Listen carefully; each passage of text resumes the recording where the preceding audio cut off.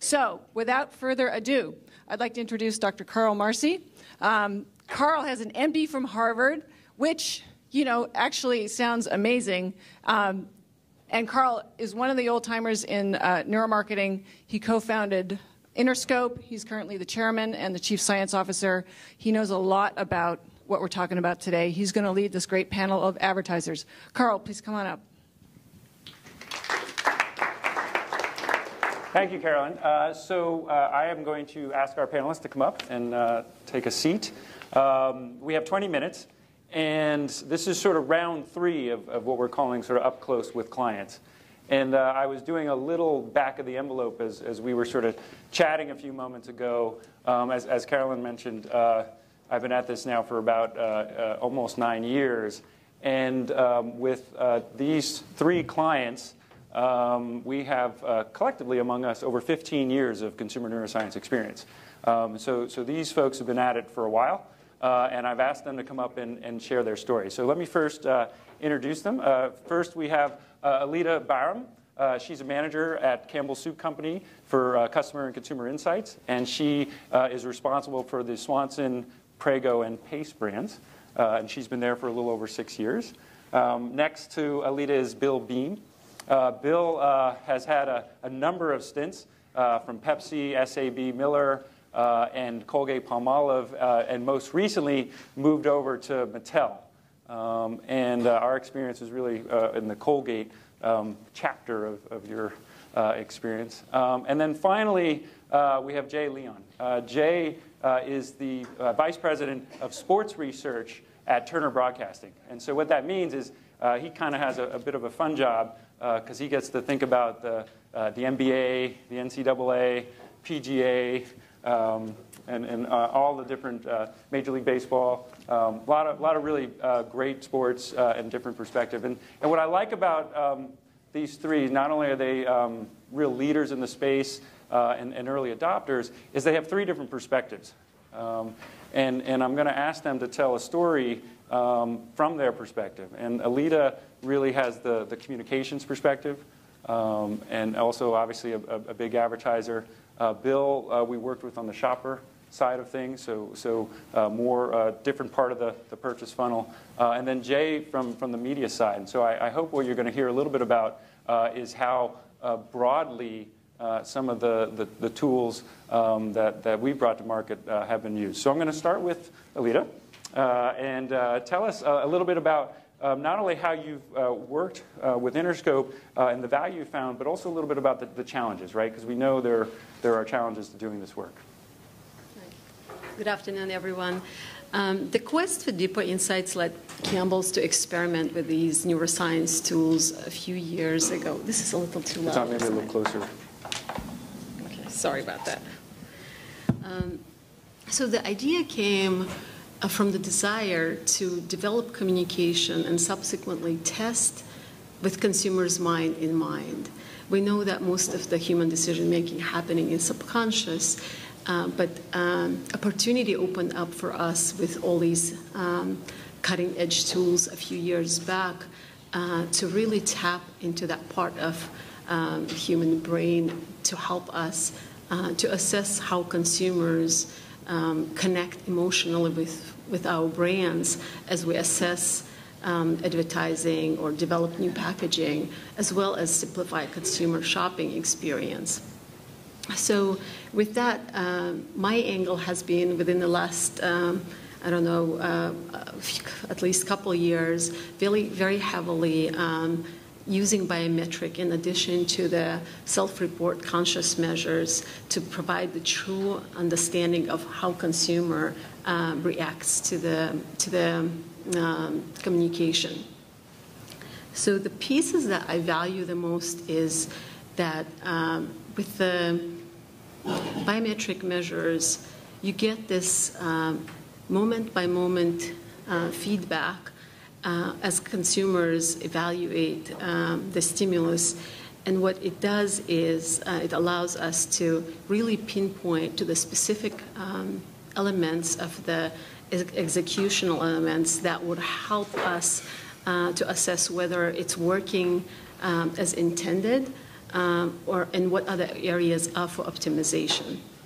So, for example, we learned that adding a wisp of steam to a soup of warm bowl of soup, or changing some structural elements of the music or voice features can significantly enhance the emotional connection of the consumers to the brand and lead to the higher breakthrough. Mm-hmm.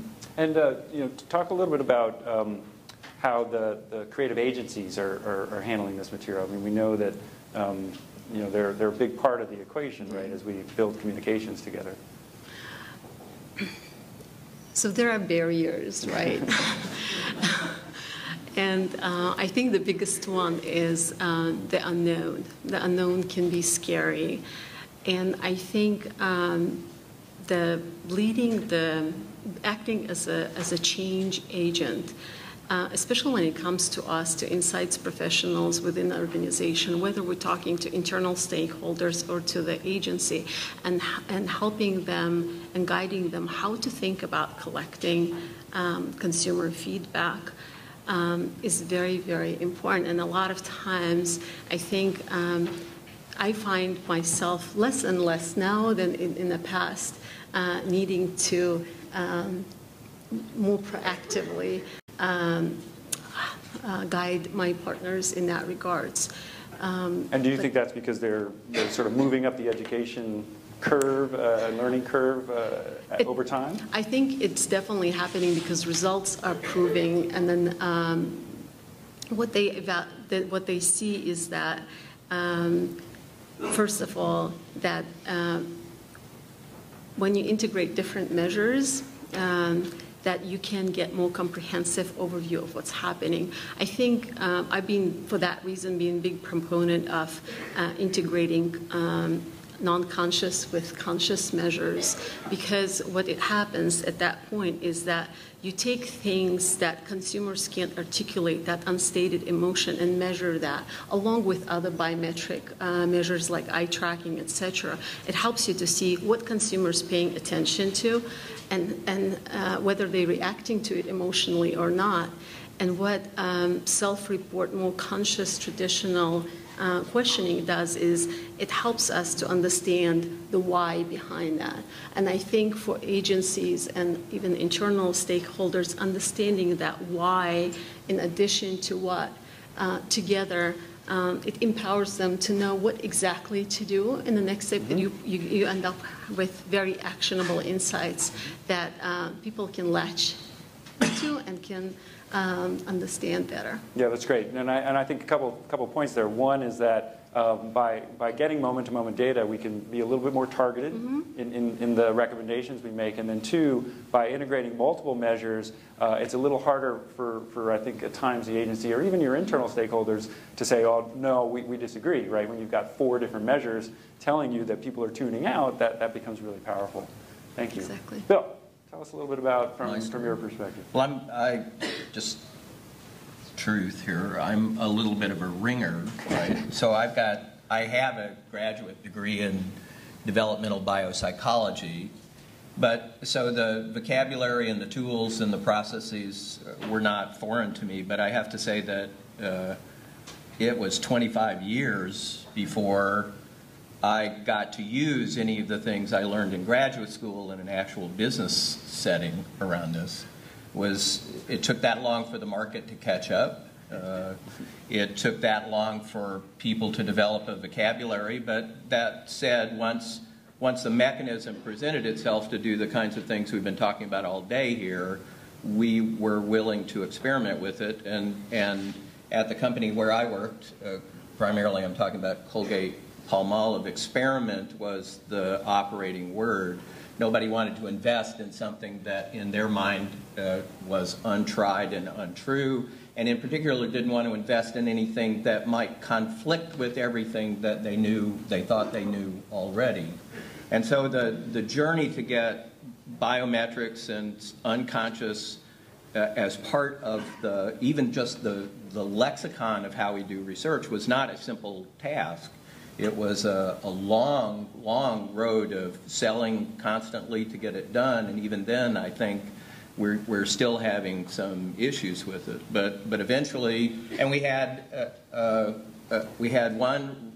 meeting with an early biometrics company at Colgate that is probably still described as one of the worst meetings ever had with a supplier, and that set back literally that one meeting painted the whole industry with a bad feeling at the company, and it took a while, a good 2 years, before we were able to come back in and do a large experimental study. It was funded experimentally. It was funded out of the extra budget.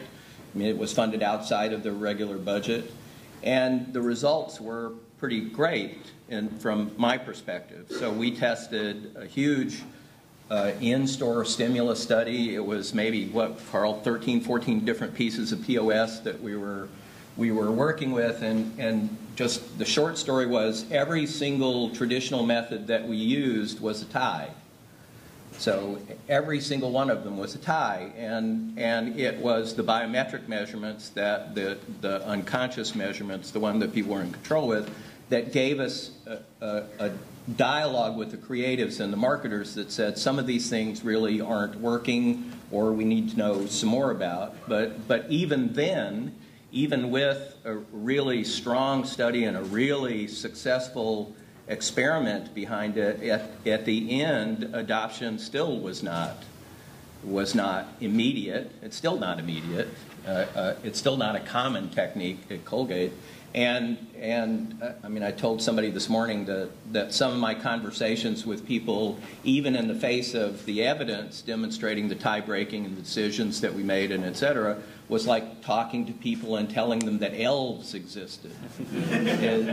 They just refused to believe the data that were in front of them. Yeah. And which I think is just a sociology of science problem. This is what happens in organizations, conservative organizations that are doing new stuff, and it happens with every kind of science. Yeah. It's not unique to what we're doing here. It's every kind of science that has this problem. Yeah. And I think I'm sometimes asked, who do we consider our biggest competitor? And my answer to that is habit, right? The habits that people have developed over time and breaking them. And I think there's a couple. Just to clarify, we were not the company that you had that awful meeting with. No, we're not. I just want to set the record straight on that. We're not. But that I think not only did we were able to discriminate, but then there were some diagnostics too that helped from a design perspective. Oh yeah. Yeah, and I think that's great. And you also, one of the most I think honest people in the industry. I remember sitting down a few years ago and you saying, just because we're not doing a lot of projects doesn't mean we don't care and don't like you, right? And I was like, well, that's sort of a mixed. I prefer the cash. It's a little hard to build a business on that, but we hung in there, and I think that's a lesson to everyone. I mean, really, this is about patience. Peter asked me earlier, how have you lasted almost 9 years? A lot of patience, not only from us but from our investors. Finally, let's get a little media perspective. Media is a very big practice for Interscope. I mentioned earlier the work with Horse was one of the first projects we did, and that really set up our media practice, and we're real excited to work with Time Warner and Turner. So Jay, tell us a little bit about, from your perspective, our work. Sure. Well, thanks a lot. And thanks for having me. I appreciate it very much.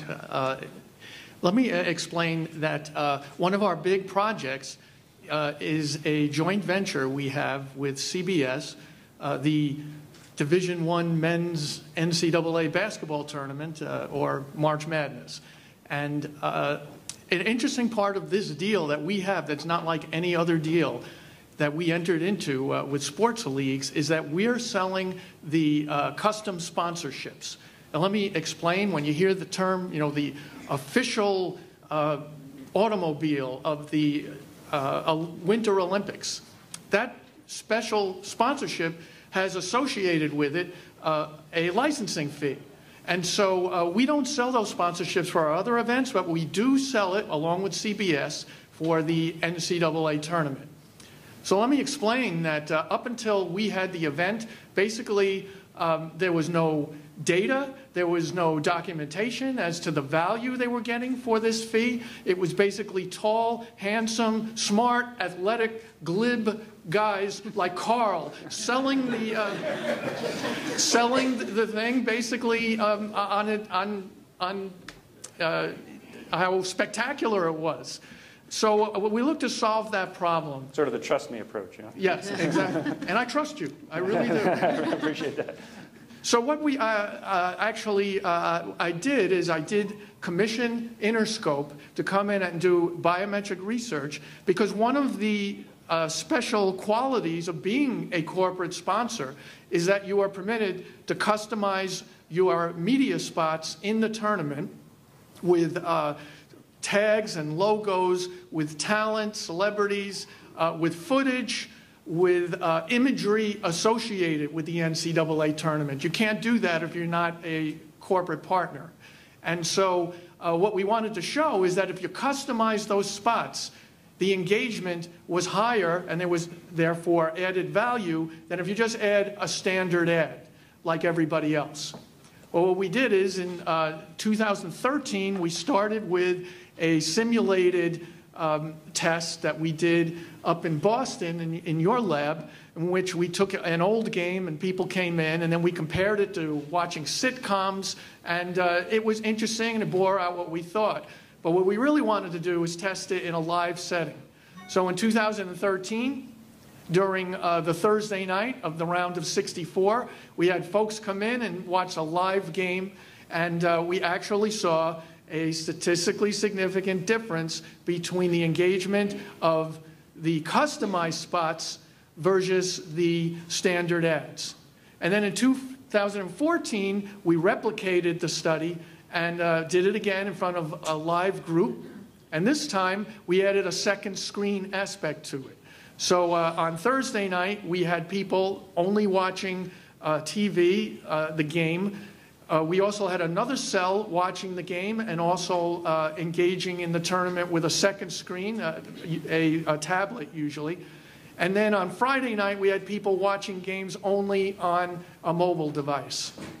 And what we saw was very interesting. Number one, it corroborated the year before that if you customize the spots, your engagement with the spots are higher. Number two, it showed that something very interesting. The Thursday night game went into double overtime in 2014. The people were swinging from the chandeliers. I mean, it was a spectacular game. There would be a shot and it would miss. The entire group would go, oh! I was getting excited because that's what this is about. It's about the engagement of the event associated with the folks who are sponsoring it. On Friday night, the game was not so exciting. It was kind of a blowout. And those were the people watching only on their devices. So when they left the event, when they left the measurement, they filled out a survey. And according to the surveys, the people who watched on Thursday night enjoyed the game much more than the people on Friday nights. That makes sense, right? But what we found out in our research is that when you look at the engagement of these spots, the difference between customized and standard online was not that much, just a couple of percentage points. Because folks on a mobile device only are totally focused and engaged on that device. They're not watching socially with somebody else. That's their only means of focus. The folks who are watching on TV have the opportunity for distraction, and if they're watching with two devices, there's even more an opportunity for distraction. So we saw that the more devices, the more difference there was between engagement with customized ads and standard ads. Mm-hmm. And lastly, regarding what Interscope refers to as the snapback effect, getting people to look up from their second screen at the ad was 60% higher if the ad was customized. Yeah. So I've been rambling on here. No, it's great. I mean, I think a couple of things. One is that we kind of walked before we ran, right? So 3 years ago, we did a simulated game, right? So we literally took video clips of a basketball game and put these sponsors in, and we had a hypothesis, right? I mean, I remember we were all a little nervous, right? What are we going to see? Is this actually going to work? Sure. And now 3 years later, we're doing live events. You want to tease them with what we're going to do this year? Or is that a secret?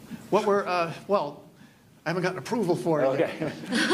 What we're thinking of doing this year is measuring two different games at two different spectrums of the tournament. So an early game and a late game, and see if there's any difference in engagement with the customized versus the standard spots in round 2 before everybody's bracket is busted, so to speak, and maybe with the final 4 when it's only down to the last 4 teams.